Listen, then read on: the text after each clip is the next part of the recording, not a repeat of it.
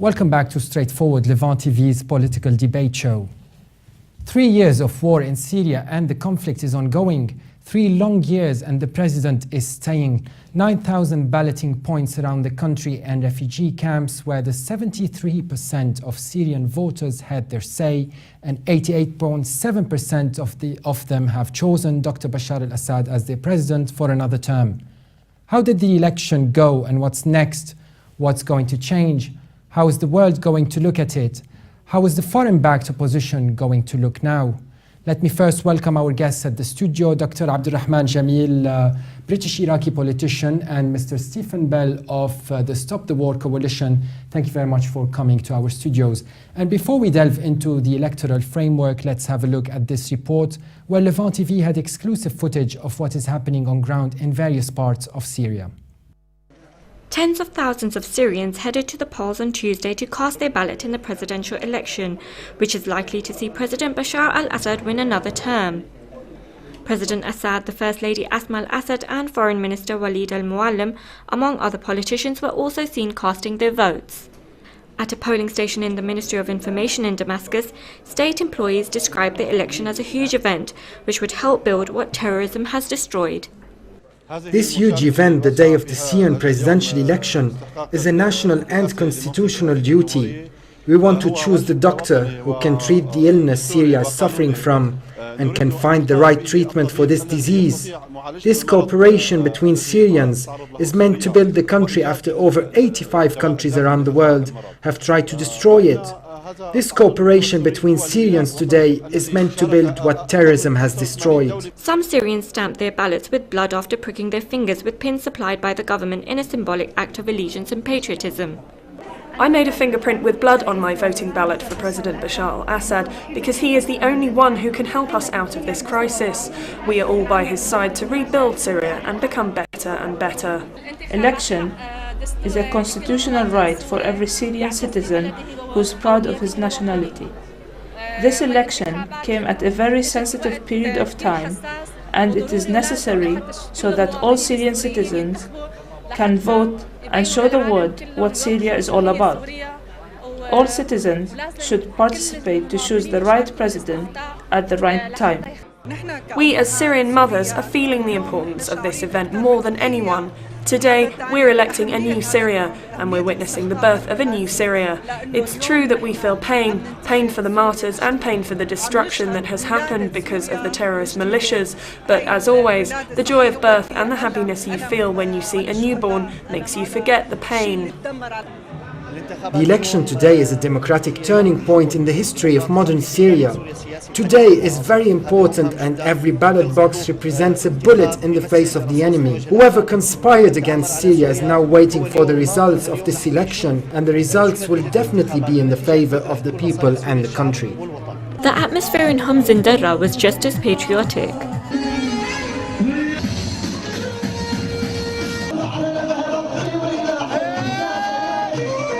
We are the citizens of Homs. We are here to participate in the public celebration because it is the real democracy, and we want to teach the whole world that in Syria there is true democracy, while they lack the simplest means of democracy. We participate in this public celebration because we want a unified Syria government by President Bashar al-Assad, because Syria is facing the imperial system, and we will participate in the election because Syrians taught pride, resilience and democracy to the world. We came here to ensure our belonging to this country, to Syria, to ensure our loyalty to this country and to say yes to the presidential election. Syrian presidential candidate Hassan al-Nouri cast his vote at a polling station in the Sheraton Hotel in central Damascus.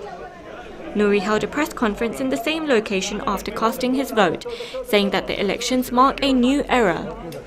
Today in Syria, we have started a new era. The era of true victory over terrorism and this global war. Syria has won with the will of its people and the great Syrian army. I, as a presidential candidate of the Syrian Republic, have voted for myself, of course. I declare that if it was not for the strength of the great people of Syria, we would not have got to this day. We stand here among all of you voting for the new president of this country, among the will of Syrians and the strength of Syrians, and thank you.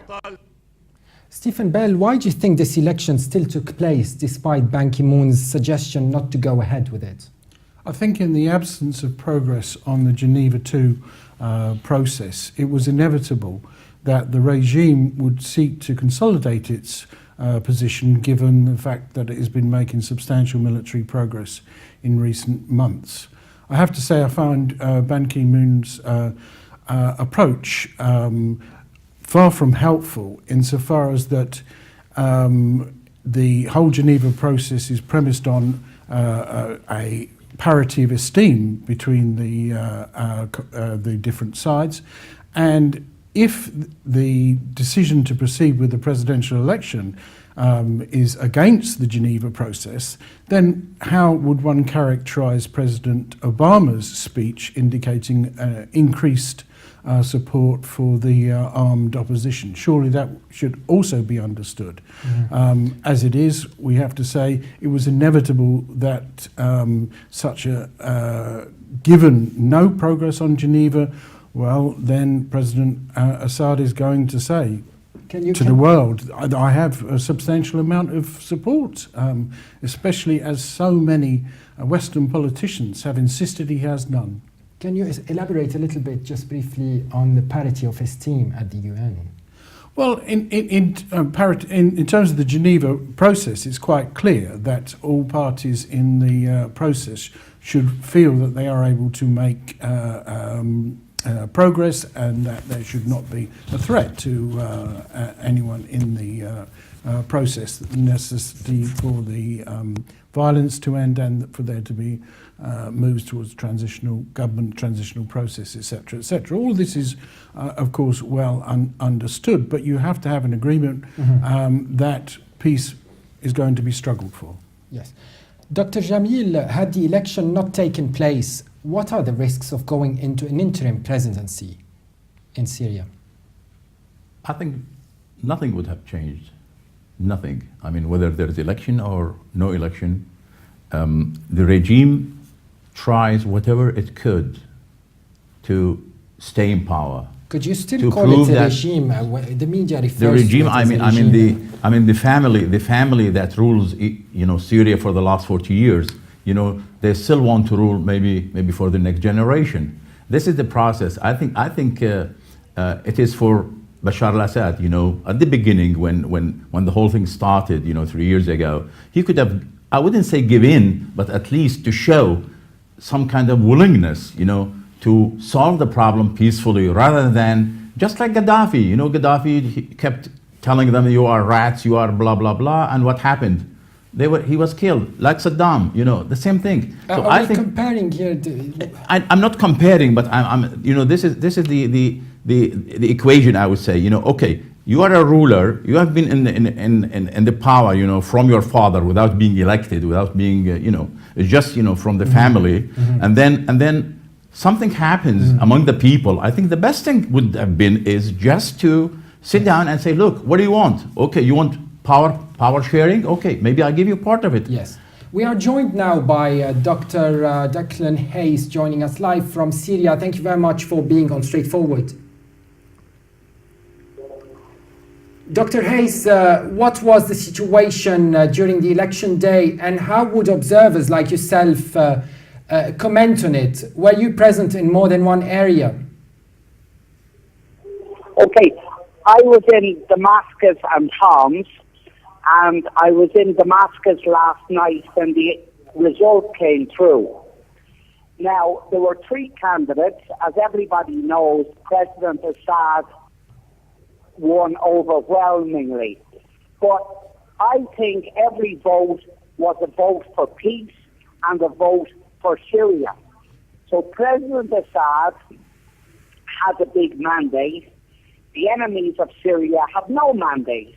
Some of them, like Saudi Arabia, do not even have a mandate in Saudi Arabia. So the people of Syria have spoken, and the enemies of Syria should respect that. The enemies of Syria responded last night with mortar fire. We could hear it last night. But the people of Homs that I spoke to, all of them voted for President Assad. And Dr. Hayes, were people forced to go and elect by the use of weapon and threatening them as some media is claiming here in the West? What do you have to say about that? Look, I read the BBC reports, and again, they were totally stupid and totally without foundation. I met old ladies who could hardly walk going in to vote. Okay? Now, are the BBC telling me that President Assad made those very old ladies go in to vote? Are they that stupid? Are they telling us that President Assad made hundreds of thousands of people in Beirut go in to vote? Mm-hmm. Mm-hmm. I was in many areas and they all wanted to vote. I asked them after they came out, I said, why did you vote for President Assad? I got several reasons. The major reason was security. So if you can imagine England under attack and suicide bombers in London, in Birmingham, in Manchester, of course people would vote for the security candidate. Yes, Dr. Hayes, as an independent observer in Syria, did you witness and did you think of this election as a transparent election generally? What? Dr. Hayes, as an independent observer who was in Syria in different areas, would you comment on this election and say perhaps that it was generally transparent? Well, you know, look, the army are doing the fighting here, and the army are paying a very big price for that. So the ordinary people, the old ladies, the young ladies, the old men, they got their chance yesterday, and or rather the day before, and they sent a message out clearly, a message for peace, a message for the independence of Syria, and a message that President Assad, in their opinion, is the best man to get peace for Syria and a future for Syrians. Yes, Dr. Hayes, one last question. Were there more observers, independent observers like yourself in Syria, and would they agree, do you think, with what you are saying? Well, I mean, the people of Syria celebrated last night with gunfire. I don't agree with that. But today it's back to normal. People are working and so on. So look, the message is very simple. If the enemies of civilization, if they leave Syria alone, who are these enemies, Dr. Duckland? The way it was. Who are these enemies of civilization, as you say? The enemies of Syria have no mandate. Huh? You mentioned the enemies of civilization. Who are these, namely? Well, we know who they are. They're Saudi Arabia, Turkey, Britain, France, the United States. Yes. All right. Yeah. So they are the enemies. They are the enemies of Syria. They have no mandate in Syria. They should leave Syria alone. Dr. Declan Hayes, Senior Fellow at the University of Southampton, thank you very much for your participation live from Syria. Okay. Thanks a lot. Bye-bye. And Dr. Jamil, can I ask you, the West denies its presence in Syria in terms of observers, yet we all know that Syrian hotels are packed with Westerners who are there under other missions. What do you think of this? This is very customary of the Arab regimes. I say regime, I don't say governments, because they are not, they were not, at least in the past, they were not, elected by the people. It's usually they bring, people who they know, even journalists who at least have a leaning toward them. So they bring them to their hotel, they pack the hotels, even they make them, go around in the street and just try to make them, I would say, make them write something positive. This happens, because I've been in similar situations, even during the war in Iraq. I was there. I was with the CNN, and they were forcing, journalists to write what they want them to write, and they even have some kind of censorship on the reports that they send back to their home. So I think here we are talking about, I'm not trying to, hair splitting here, but this is a situation in the Arab world. Every government, I would say then the government, they try to defend themselves in any way possible, And I think what happens in Syria is that, Assad's government, they try to establish themselves again as legitimate through the elections. But I think this legitimacy is short-lived. Because why? I mean, it's not because the Syrian people were not loyal, or they were not at least having the freedom to cast their votes. It's half the country under these militants, under these Are you talking people. about the rebels or the militants? You call them rebels, you call them whatever you want. People who carry arms, who are fighting against the government for God reason. No, I mean for reason we don't know. I mean, but there is a war in Syria. There is a war, whether you like it or not. There is a war. There is huge participation.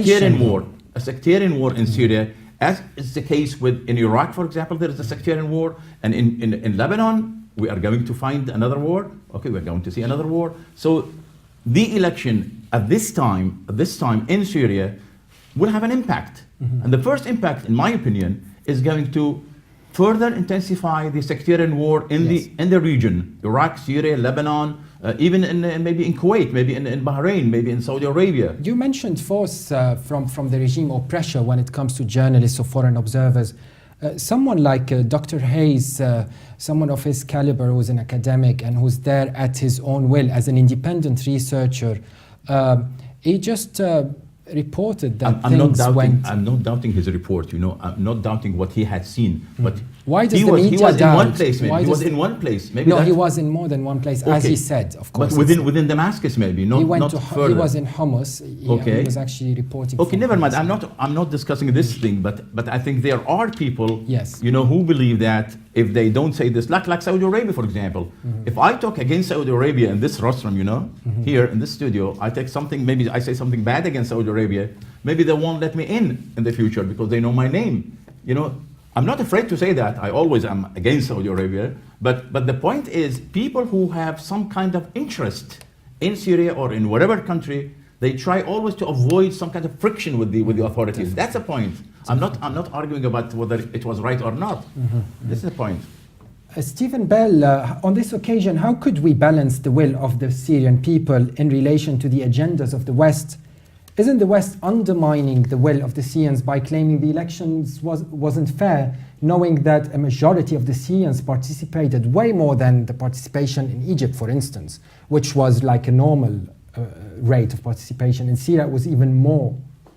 Yes, I think that the crisis in Syria is in great part a result of mostly a covert intervention by Western powers.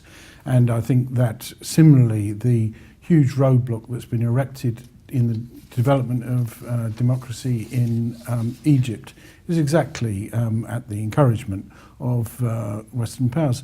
In my opinion, the traditions of imperialism are that you can have any regime in the Middle East provided it's friendly to Western interests. It doesn't matter what character, a regime which starts to splinter from those interests is liable to face serious subversion. And the fate of Dr. Morsi, I think, is clearly, President Morsi is clearly an expression of this. An astonishing thing, you're going to outlaw the most popular party in Egypt in the name of democracy. And I think it's interesting that the voting levels in Egypt in comparison to Syria suggest, if anything, that there is more democracy in Syria given the vote against the president in comparison to the vote against President Sisi, who, after all, was only challenged by someone who agreed with the coup. Wasn't even facing a real opposition in that sense. Of course, as an activist in the Stop the War Coalition, This is our preoccupation, that the people of the Middle East have to have genuine self-determination. Whatever internal conflicts and problems, they can only be resolved by the people of the Middle East. And we are dedicated to ensuring that the British government and NATO and the American government allow, as far as we can, for the real processes in the Middle East to come to fruition. Okay. And now let's talk to political analyst Nidal Naisi, joining us over the phone live from Al-Ladiqiyya in Syria. Thank you very much, Mr. Naisi, for being on Straightforward. And as we know, you do support President Assad, so let me congratulate you today. Thank you very much. Congratulations to all the people, the free people of all over the world, to you and to all those who love Syria, and to the real friends of Syria who stood by Syria all over throughout this crisis. Mr. Naisi, tell us more about the context of the election in your region particularly. Who was voting and who was not voting, and did people feel under pressure to vote for President Assad, as the media in the West is claiming? Well, first of all, let me tell you that Latakia and the coastal region in general, there was a peaceful area and peaceful places. There was no fighting here throughout the war, the 3 years war. And people felt, in fact, so easy and so relaxed to go to the election and to the boxes outside. There was a very huge turnout, and I think most people voted yes for President Assad. They view him as their savior, as a hero, as a national hero here in Syria. I don't think that this huge number of people could by any way be forced to go out to ballots and to vote for anyone. In fact, there were too many crowds all over Latakia, as I witnessed and as I saw at that day. And I think that most people went freely to ballot. Yes. Mr. Naisi, why do you think the opposition decided to boycott this election? Well, opposition know their size. In fact, inside Syria, they know that they don't have any representation on the ground. They knew beforehand that they will lose if they go to or present any candidate for this election, so that and they are not free, in fact, to go to election, because they are governed and controlled by the so-called friends of Syria, these countries, the Western countries, who cover and control the Western opposition. They don't have the decision, the free decision to go to the elections. So and just before we finish, Mr. Naisi, how would you describe the situation today in Al-Ladiqiyya? Are people celebrating this victory of Mr. Assad? Well, it was a very great day. In fact, people didn't sleep all night. We have heard a lot of people chanting, dancing in the streets, and singing for President Assad, hailing this victory and saying yes to President Assad. I couldn't sleep for a very late hour in night. Nidal Naisi, political analyst and writer based in Al-Ladiqiyya, thank you very much for your participation. Thank you very much, Mr. Kaab. Thank you. Dr. Jamil, what do you think of what Mr. Naisi just told us from Al-Ladiqiyya? No, I think it's well understood when a Ba'athist, because the guy is known as a Ba'athist, member of the Ba'ath party ruling Syria. And what do you expect him to say more than that? Okay, there might be some truth in what he says. There might be some transparency. There might be something. People dancing. I know. I saw them on the TV. Dancing around. Bashar al-Assad picture. But this reminds me that we didn't see any people or a group of people around the pictures of the other candidates. You know, we didn't see any of them. We don't know them. It never happened. Okay, even they got the least numbers of votes according to the authorities in Syria. But what I'm trying to say is that, you know, this election, as I said, you know, it's badly timed. This is not the right time for the elections. You know, Syria is a very difficult situation. What about the constitutional right that this needs to take place in a certain time limit? Yeah, I mean, this is not a big problem for the Syrian regime. You know, they can amend everything, even his age. You know, when he was underage, you know, they extended his age in order to be legitimate to be a president. This is not a problem for the Arab world. In the Arab world, to be honest with you, you see, any law they can twist it the way they like. This is a fact. You know, we all agree to it. But what I'm trying to say is that in Syria, I think there was a process. There was the Geneva 1, Geneva 2, whatever, and there's a process. All the parties who are concerned, you know, about the future of Syria, whether it's Russia, Iran, these are the main players. Russia, Iran. There's Turkey, there is Saudi Arabia, there is Qatar and the Emirates, and there's also the United States and the rest of the Western countries. You know, they have an interest. Each one has an interest in this country, which way it should be heading. And the Syrian, of course, they have, I mean, the government has also... And the people. And the people, this is the point I'm trying to say, is the people. Where are the people? They voted. Half of them, 80% voted? Half of them, well, I'm not happy with the figures, you know, they mentioned. They said that 30 million or whatever million or 10 million, 12 million. This can easily be said, but we have to prove it from an independent side. Are you saying it's not a transparent figure that was revealed 80%? No, I think the whole process is not transparent to me according to the standards. But I think you know, when one man only, he says, look, I'm the president, okay, love me, okay, die for me, you know, die for me, and everybody says on TV, hey, we die for you, we love you, we die for you, we are the president. I mean, but does that not challenge they don't show it, excuse me, they don't show it in a proper way. You know, people should know their right. Do they have the right to choose? Do they have the right or the freedom to choose a candidate? I think it was all nominated by the government. The residents in Lebanon, for example, just to be objective, I'm not talking about the ones in refugee camps. I'm talking about the residents in Lebanon who voted at the Syrian embassy in Beirut. Do you think they were under pressure? In Beirut? Yes, or in Italy, or in Spain, or in the countries where the embassy opened its doors for voting, in Amman, in Jordan, for instance. No, I think they try to show their allegiance to the president. Why? Because they are thinking of going back to their home, and if that regime stays at home, they need some kind of guarantee. They were not against the regime. You see, this is a problem. People, sometimes simple people, you know, who are forced to leave their countries, they want some kind of guarantee that when they go back, they won't be, you know, persecuted for that. But would they not bring him down if they didn't vote?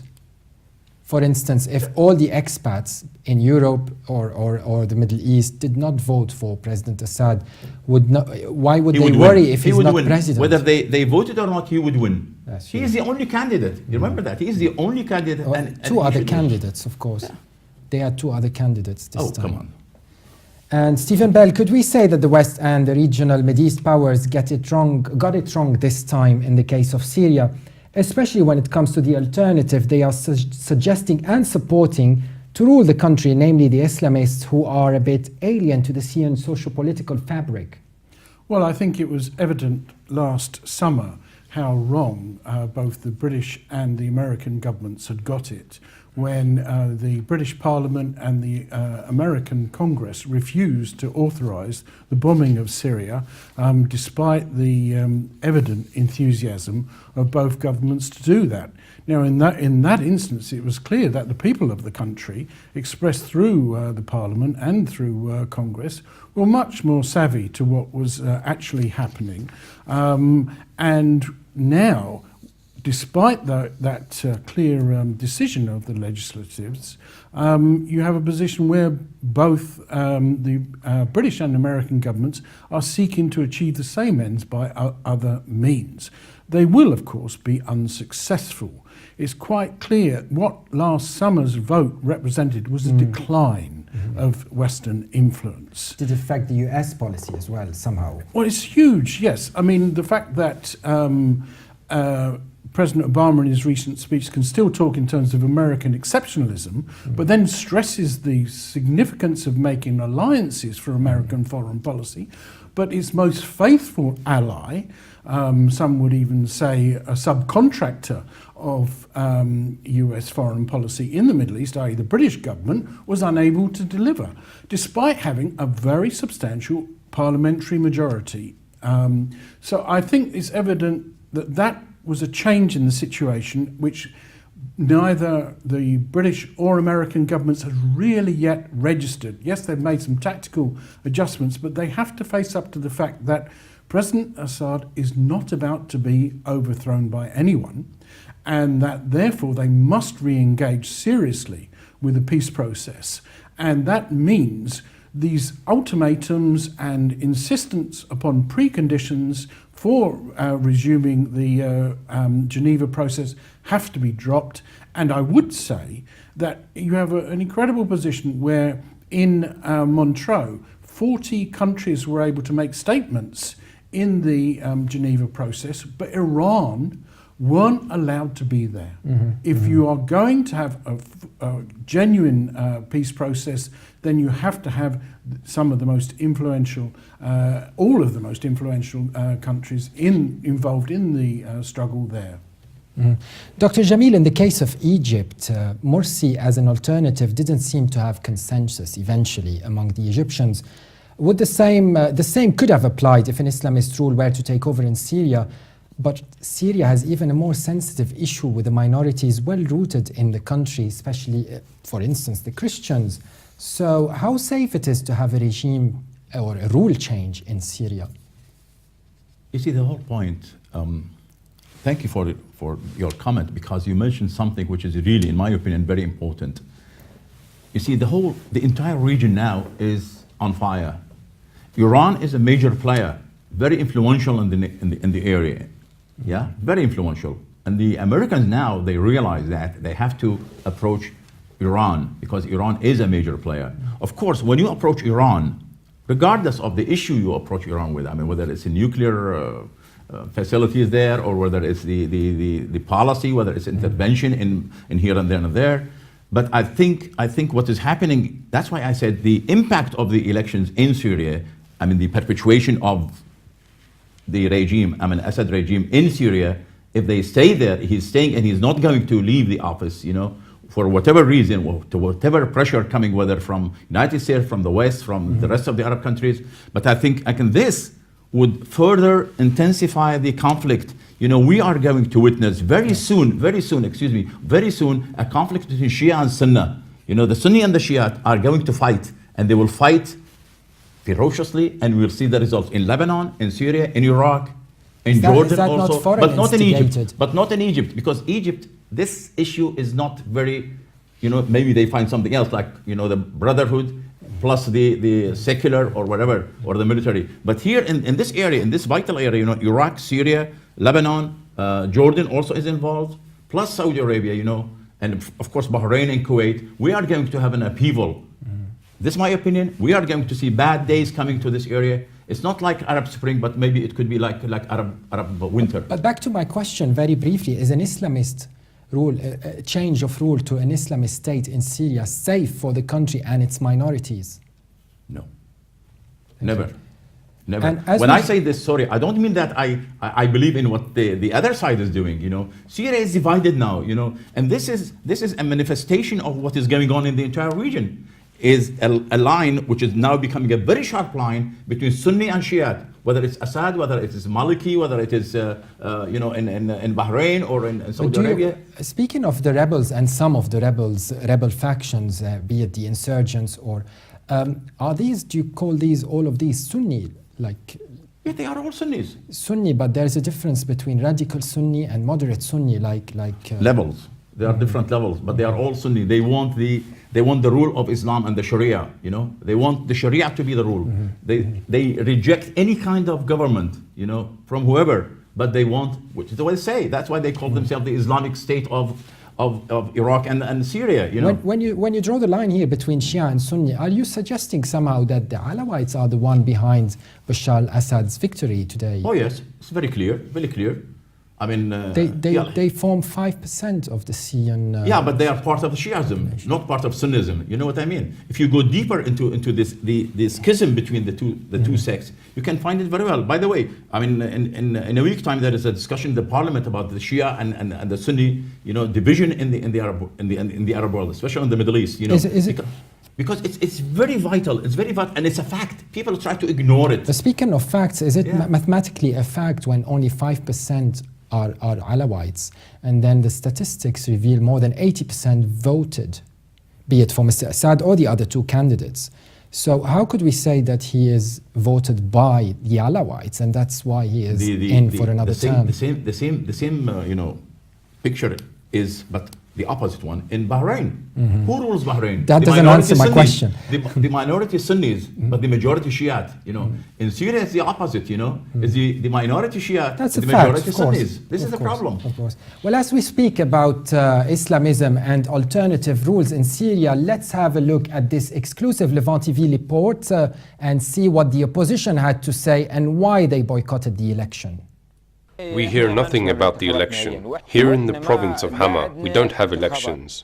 We are completely boycotting the election. Voting in Hama is completely banned. What do you think of democracy and the election? Democracy is absolutely forbidden here.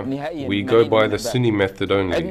There is no democracy here to allow women to dress the way they want, or to have Alawites, Shia, and Druze contributing in making decisions in the government. That is completely forbidden in the Islamic Caliphate, and the will of God, inshallah. Every person who tries to participate in the election will be strictly punished. We made some decisions a few days ago about this matter, and those decisions are valid in Idlib and here in Hama. Do you know who the presidential candidates are? I don't know anything. You haven't heard of any of them? No, I haven't heard of any candidate or president. We are fighters in the name of God. We have no election here. These are all liberated areas. Look around you. The situation is good and stable. Here in rural Hama, we don't follow any government or anything. All we are looking for is to take down the regime and establish an Islamic caliphate. We don't care about a constitution or a law. The Quran is our constitution and nothing else. We will never participate in elections, not before the revolution and not after.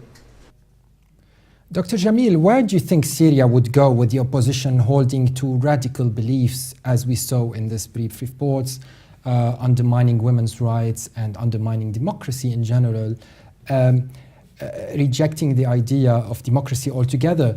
What do you think of this as an alternative to President Assad? When I highlight some points regarding the Syrian government, I'm not, in the meantime, supporting or believing in what the other side is doing is correct. On the contrary, I'm against these people. I'm against these groups who call themselves, the army god or the blah, blah, blah, or the jihadists, They are not on the right way anyway. But what I think is, this is what I said from the beginning, although it's maybe too late, but I think with the new government now, if Assad tries to make a new government, to form a new government, he should make it inclusive. He should bring all the different types, around him. Not necessarily Ba'athist or pro-Ba'athist, or nationalists who believe in, slogans, like the nationalist or like the Nasserite or wherever. But I think he should include. He should invite. He can pull the carpet from underneath the Islamists, the jihadists, He can invite those moderate, if there are any moderates in them, he can invite them, include them in the government. He said, look, have a share. You just sort of dismissed them as an alternative or as a good alternative to the Assad's rule in Syria. However, they're not alternative. No. They aim to be. They or cannot. At least, how would the West support them then if they're known to be so radical? You see, you make me say something which I don't want to say. You don't have to. No. What I mean is, you see, if you look at the entire Middle East, what is going on now is a war between Saudi Arabia and the fundamentalists in Saudi Arabia and Iran, because it's Shiite. This is the major war between these two countries, each one supported by a major power. Who supports Iran? It's Russia, because it has own interests in Syria or elsewhere in the Arab world. The United States has also its own interest. So what we are going to see, you see, if we look only at the Syrian conflict without looking around on the bigger picture, I think we are missing a lot. We have to look, we have to consider, look at the major, it's a jigsaw. We don't play with one piece. I think the whole picture should be in front of us so that we can decide. I think if the Americans now try to convince the Iranians that, look, we are going to give you this, we are going to give you this and that, I think the Iranians will change position, and they might put pressure on Assad to have an inclusive government. Otherwise, this is the game. We have to watch there, not to watch here. That's the point. And now we will talk to UK-based Syrian political activist Natalia Makki. Thank you very much for joining Straightforward. As a young researcher, what do you think of the election in Syria yesterday, and what do you think of the results today? Well, the election currently that took place in Syria will not, unfortunately, end the war and the suffering, but it represents a Syrian change in politics. There is no census for a political solution at the moment, and the greater powers are at conflict over the crisis. No election without full banking of all global forces and powers will succeed in ending the crisis and restoring peace and stability. However, for the first time in recent Syrian history, there is more than one part, more than one candidate, and people are free to vote. An election is still a way forward and is a good way to measure the popularity of the ruling system. Despite the media pressure and the way people perceive the elections, it is important to remember the final decision was a Syrian one, and the Syrian people have a legitimate right to elect whoever they deem suitable as president. Natalia, according to you or the youth that you believe may share similar views, how would a new term for President Assad reassure you, and in what sense? A new term for Assad has both positive and negative elements.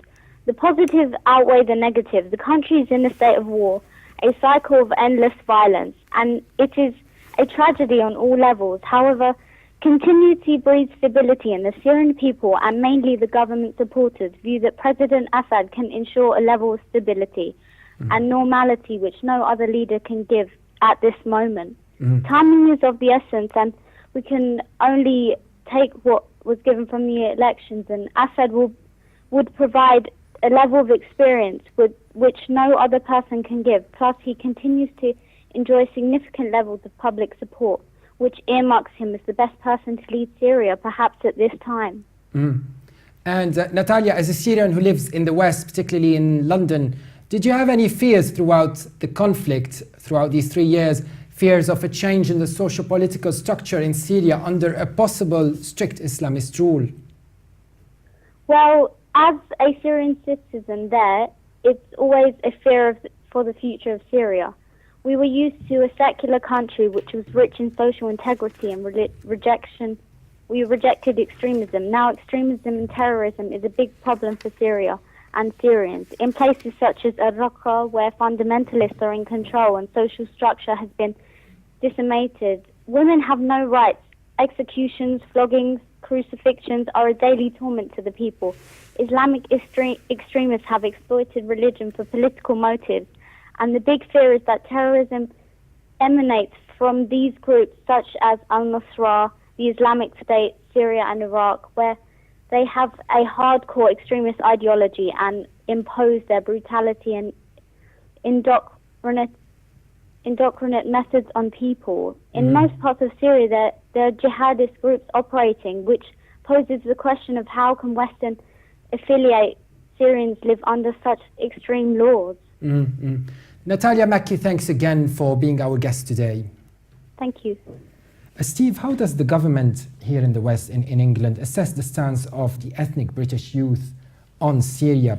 We've seen measures taken towards Brits going for jihad in Syria, even though it's in support of the opposition that the British government endorses. Meanwhile, integrated peaceful British citizens, British Syrians like Natalia, for instance, and the opinion of the educated youth she represents are undermined for supporting President Assad, even though they are in no way pressured to do so because they live here. So it's a bit confusing. In what way could Britain's policy be explained? Well, I think through the mouth of the Queen, the British government said something deeply stupid this week when in the Queen's speech it was suggested that the primary source of terrorism in Syria was President Assad. And in reality, that's entirely in line with the British government's failure to understand what is actually happening, and contrasts very seriously with what President Obama said in his speech, when he said the primary danger now is the decentralization of Al-Qaeda, and that you have an expression of that, obviously, in the activity of the Islamic State of Iraq and the Levant. Now, in terms of the impact the British government's policy has had in British society generally, and particularly amongst Muslim youth, I think it's been deeply alienating. Aside from the fact that one has seen consistent preparedness to engage in wars upon Muslim countries, you've also seen Islamophobia, the isolation and fear-mongering about the practice of Muslims and their contribution to British society. That's become mainstream, unfortunately, amongst too many British politicians. And I think we've seen an expression of that in recent days in terms of this witch hunt which is taking place in Birmingham amongst in Muslim schools.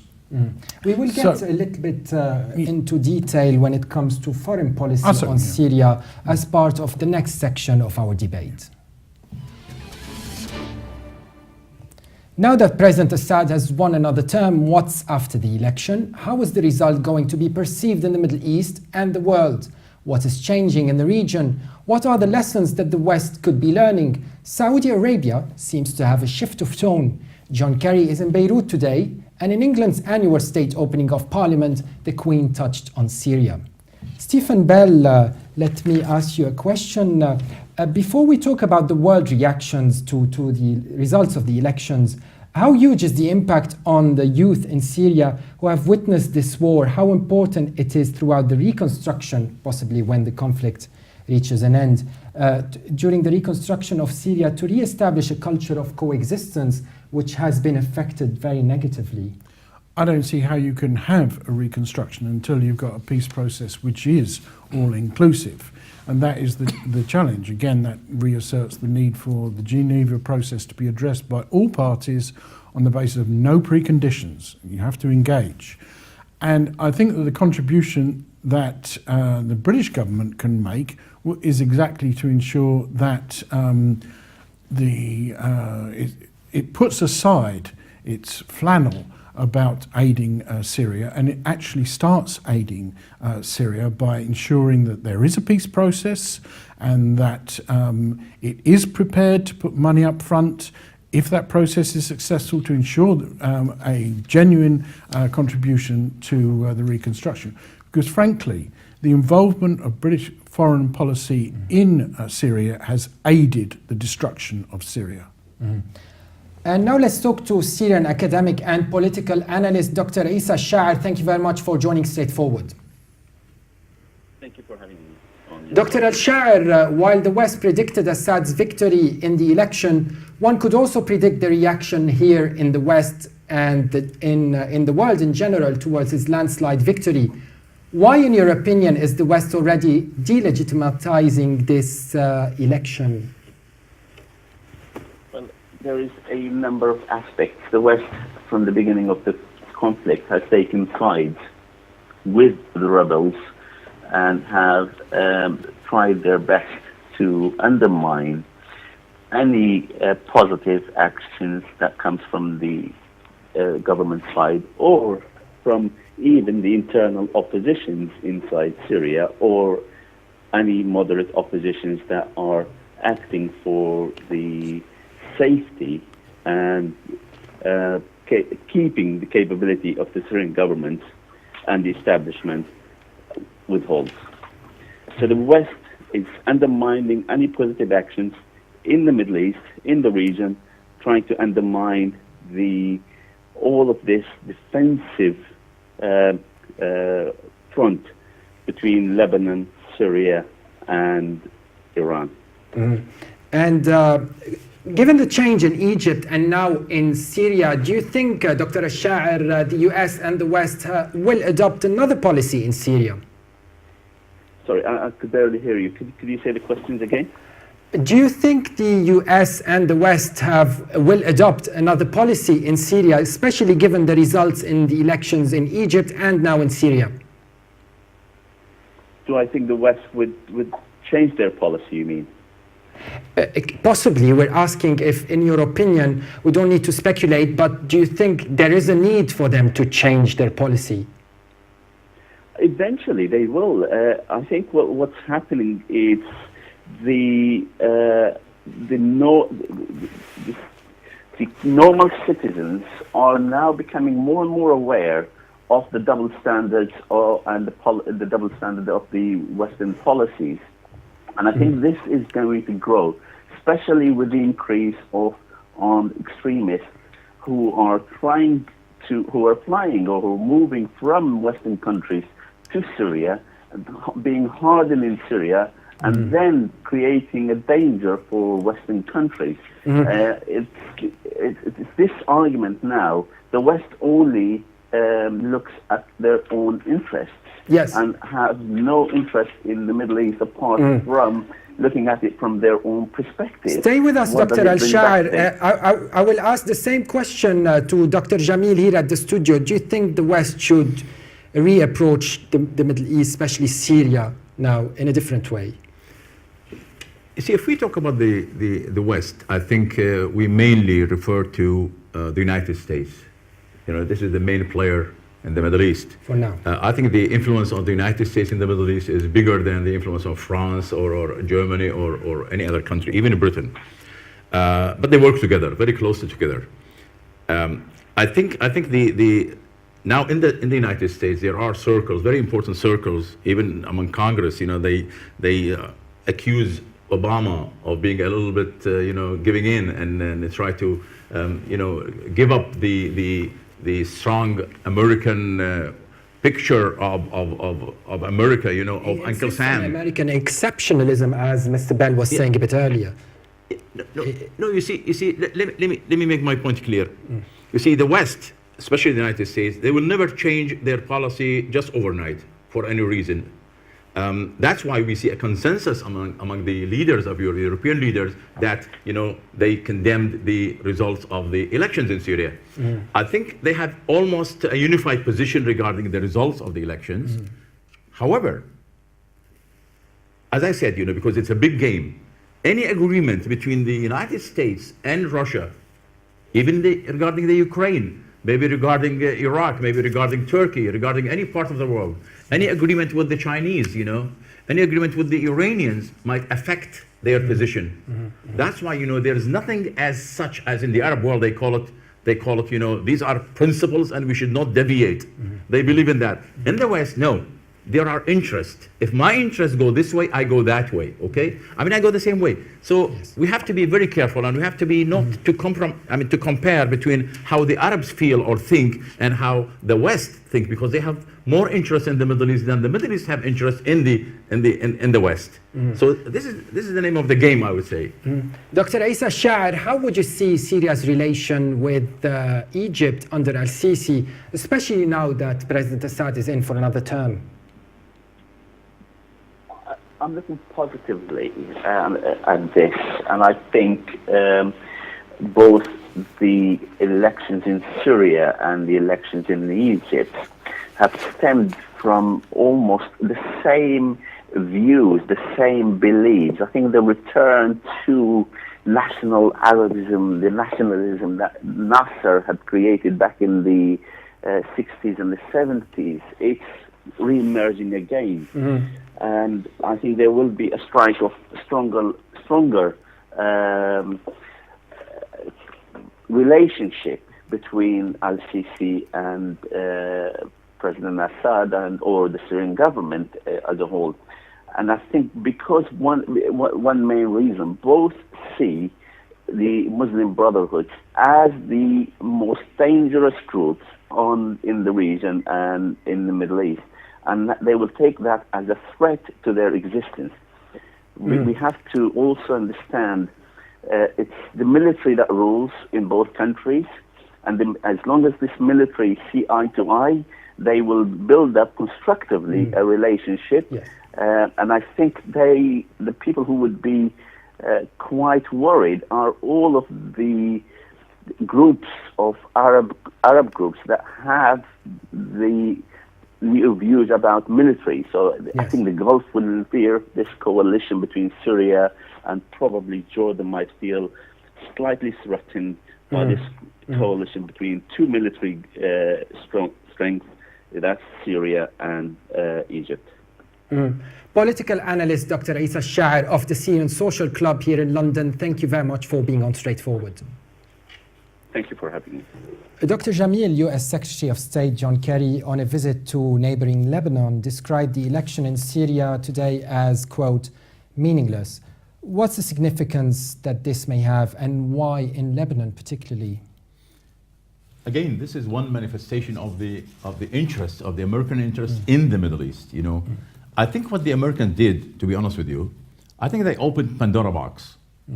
Maybe they were not aware that by having these changes, if they have a part in, you know, in all these changes in the Middle East, you know, the Arab Spring and the Arab Revolution, Arab whatever, you know, I think they gave way to a power which was dormant. That is the Islamic power, and I think of course supported by the you know Saudi Wahhabis and by Turkey. On that note, sorry to interrupt, I will have to engage Mr. Bell.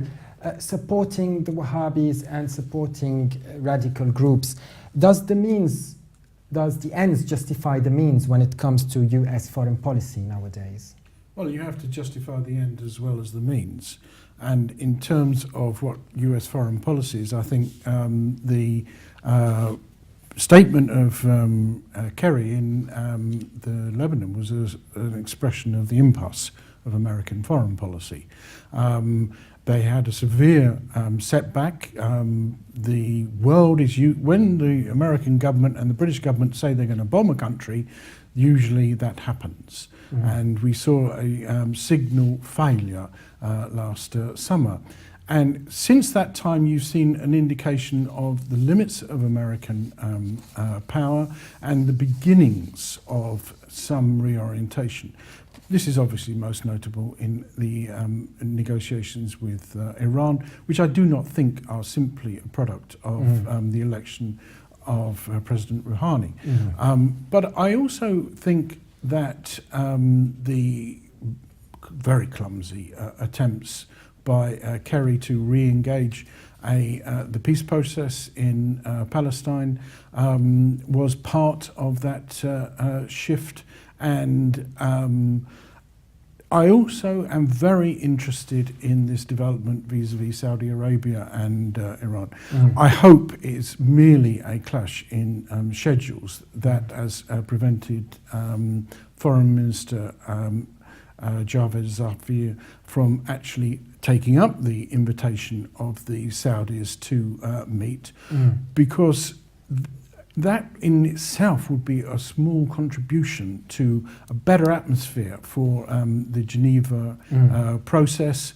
And I think if the Americans cannot simply by force impose their will, and that they are forced to use secondary channels, as it were, then exactly things happen which are well beyond their control. And I think that, so you're seeing a new chapter emerging, in my view.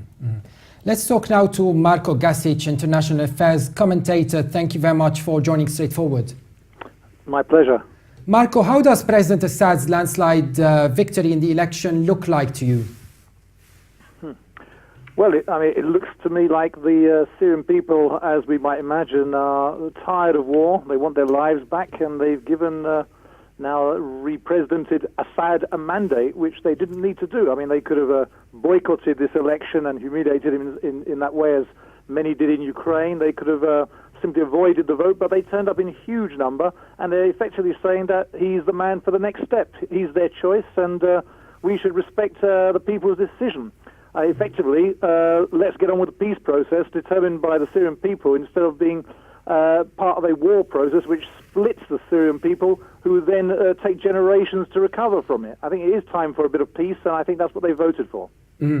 Britain's Foreign Secretary William Hague is skeptical about the election and considered it not representative.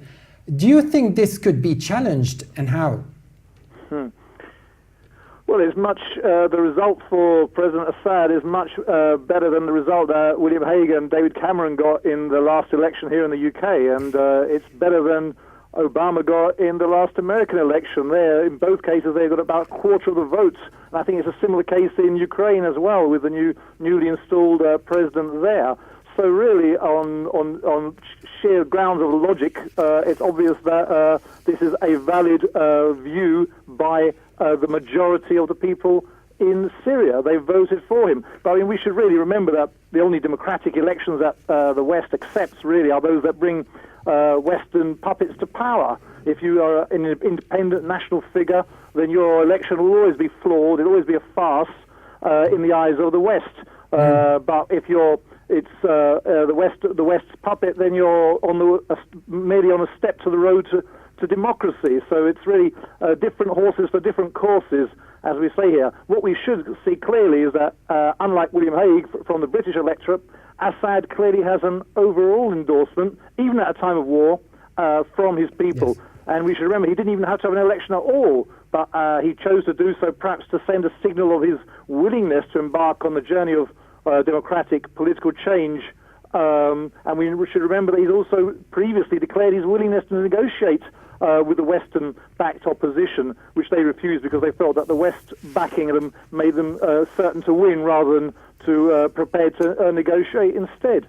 So in all counts, on the commitment to peace, on the commitment to a peaceful process, a slow democratic change rather than a quick path to war, I think this election should be approved of, provisionally, but definitely approved of. Marko Gasic, International Affairs commentator, thank you very much again for your contribution. Thank you. Mr. Bell, what's Plan B for the West now? Well, I think the assumption from President Obama's speech is that they will continue to grind bloodily on in supporting an insurgency which is clearly failing. However, I do not believe that the American administration will allow this to continue indefinitely, because you have the irony where someone like David Cameron was insisting a couple of years ago that Assad would be gone within months or weeks or Obama whatever. insisted as well. He said Yes, his days are numbered. This is quite true. We don't know what number is that. Yeah, so. well, no, we don't. But what we do know is that Assad will be in power long after David Cameron will be, judging by developments in Britain. So I believe that we are witnessing a change. I think that the election is a reassertion of the facts on the ground, the balance of real forces in Syria. I think that the American foreign policy establishment are capable of making a reorientation, but for the moment, the Obama speech contained much that was genuinely depressing. Dr. Jamil, by discrediting the election, is the West trying to gain time to assess what is happening in the Middle East, especially with the big turns in Egypt and now in Syria? That's very possible. That's very possible. I think I agree that the Americans, might change their policies, just all of a sudden maybe. But I think you see what's happening. You see, because if we look at the map of the region, okay, what we see is that there are jihadists and Islamic terrorists, let's call them, okay, who carry arms and try to initiate something. They try to force their own obsolete ideology on the entire nations of these countries, and that's why you see, I think these jihadists, especially now they are attracting more people from the West as well, and even the West is now becoming afraid because they think that the entire people, whether Syrian people, Iraqi people, or in Lebanon, they have been taken like hostage by these by these armed people, the terrorists or the fundamentalists, and because they have the weapon, they have the power, they have the force, so they can force people. They can dictate on them any type of policy they want and maneuver them. Yes, my point is now. You see, the major challenge to the United States and the West is not Assad and his regime, no, because he has been in power for such time, and it was not a challenge. Why not? Why now is a challenge? It's not him, but I think there might be a possibility, in my opinion, that Assad might remain in his position, regardless of the description you described the process, the election process. But I think the main problem for the West, the main challenge for the West and the United States is the rising power of the Islamist groups in the Middle East. This is the danger, and this is a group. That's why I think, in my opinion, and you can quote me on that in a couple of years, that Saudi Arabia is the next target of the American onslaught in the Middle East. Quite strong statement there. On this note, this episode comes to an end. Let me thank our guests who joined us over the phone from Syria, Mr. Nidal Aisi and Mr. Declan Hayes, Dr. Declan Hayes, and from London, Natalia Maki and Dr. Isa Shair and Mr. Marco Gasic. And of course, our guests here at the studio, Dr. Abdurrahman Jamil and Mr. Stephen Bell. Thank you very much for coming. Stay tuned, and I will be with you again soon on Straightforward, and bye for now.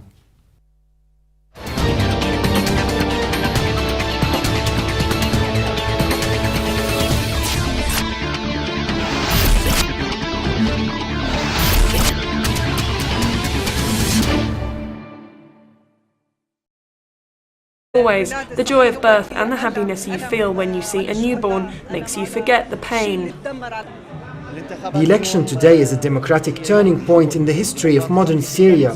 Today is very important, and every ballot box represents a bullet in the face of the enemy. Whoever conspired against Syria is now waiting for the results of this election, and the results will definitely be in the favor of the people and the country. The atmosphere in Homs and Darra was just as patriotic.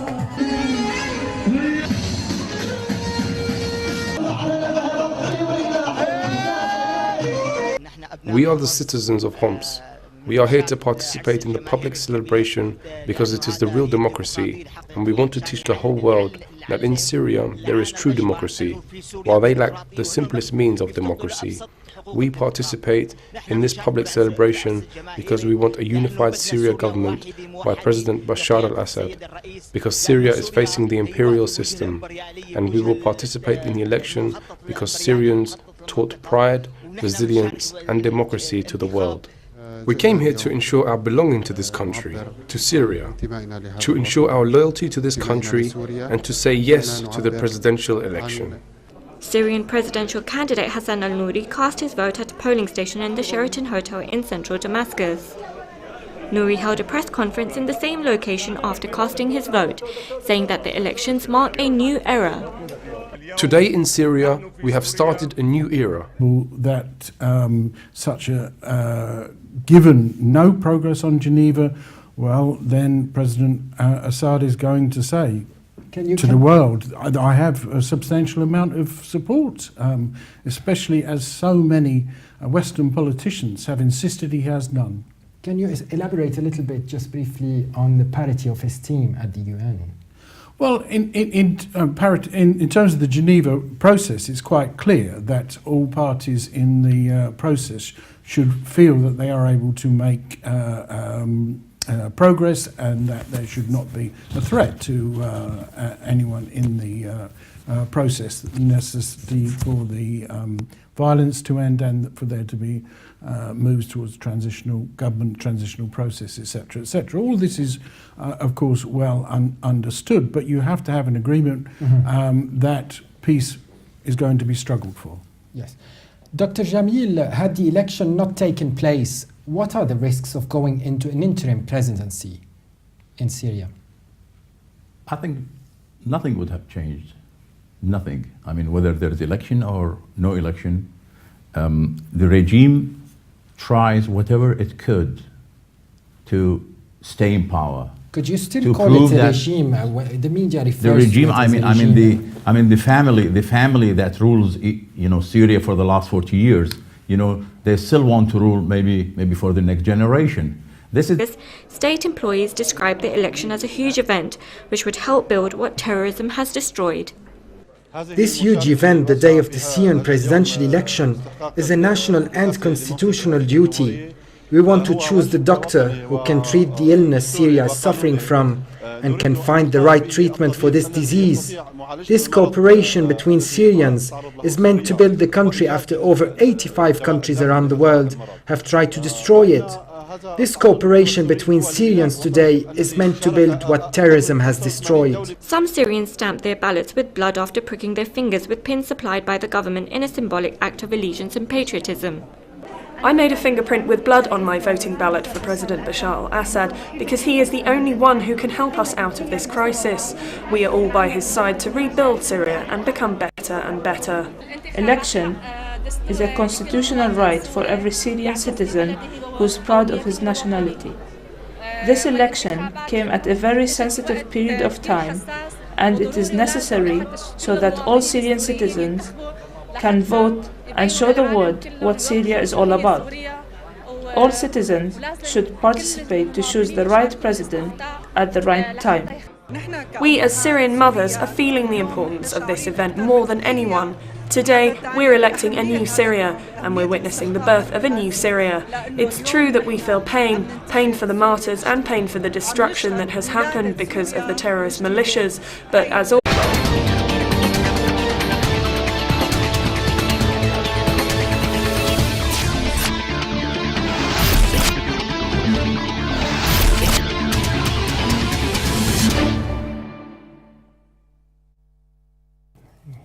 Welcome back to Straightforward, Levant TV's political debate show. 3 years of war in Syria and the conflict is ongoing. 3 long years and the president is staying. 9,000 balloting points around the country and refugee camps where the 73% of Syrian voters had their say and 88.7% of them have chosen Dr. Bashar al-Assad as their president for another term. How did the election go and what's next? What's going to change? How is the world going to look at it? How is the foreign-backed opposition going to look now?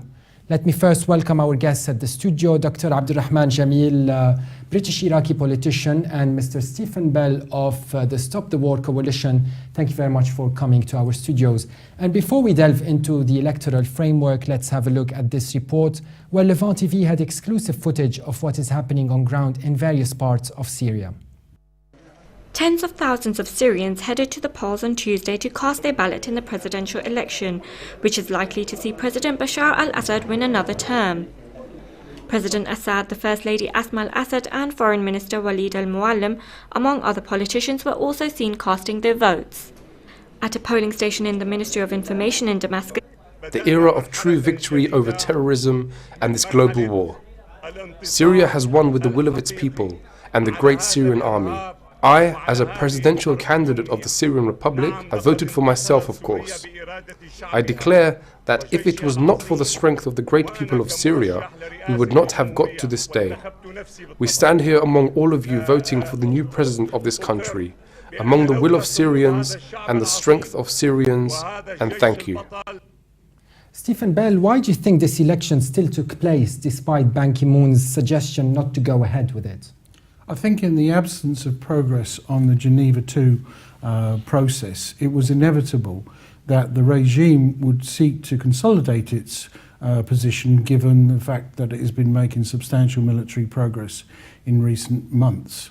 I have to say I found Ban Ki-moon's approach far from helpful insofar as that the whole Geneva process is premised on a parity of esteem between the different sides, and if the decision to proceed with the presidential election is against the Geneva process, then how would one characterize President Obama's speech indicating increased support for the armed opposition? Surely that should also be understood.